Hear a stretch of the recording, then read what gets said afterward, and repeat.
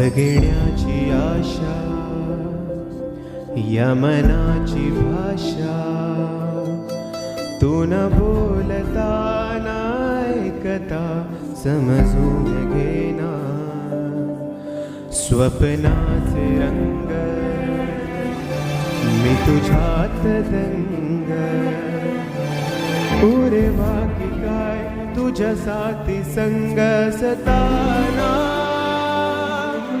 आकाशी चंद्र चालना